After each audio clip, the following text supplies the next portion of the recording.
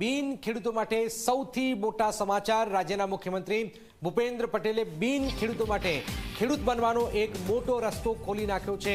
જી હા, આ એવા ખેડૂતોની વાત છે કે જેમની પાસે 1960 થી અત્યાર સુધીમાં ગમે ત્યારે ખેતીની જમીન હતી, પરંતુ કોઈને કોઈ પ્રોજેક્ટમાં સંપાદિત થઈ ગયો હોય કે વેચી મારી હોય તેઓ હવે ફરીથી ખેડૂત બનીને ખેતીની જમીન ખરીદી શકશે।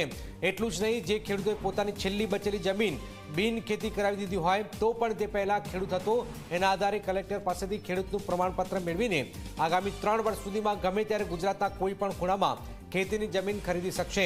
અત્યાર સુધીમાં જો કોઈ પણ ખેડૂતની તમામ જમીન સંપાદિત થઈ જાય કે ખેડૂત પોતાની પાસે રહેલી તમામ જમીન બિન ખેતી કરાવી નાખે તો તે રેકોર્ડમાં ખેડૂત મટી જતો હતો, પરંતુ હવે આવા બિન ખેડૂત બની શકશે। ગુજરાતના તમામ શહેરો અને ગામડા લોકો માટે આ મહત્વપૂર્ણ સમાચાર છે। ખાસ કરીને એવા લોકો માટે આ મોટા સમાચાર છે કે જેમની પાસે ખેતીની જમીન હતી પરંતુ પછીથી કોઈને કોઈ કારણસર ખેતીની જમીન વેચી દીધી હતી।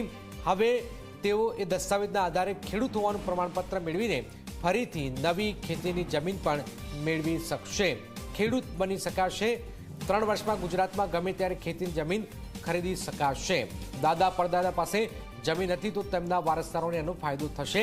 બિન ખેડૂત બની ગયા હોય તેવા તમામ લોકો ખેડૂત પણ બની શકશે।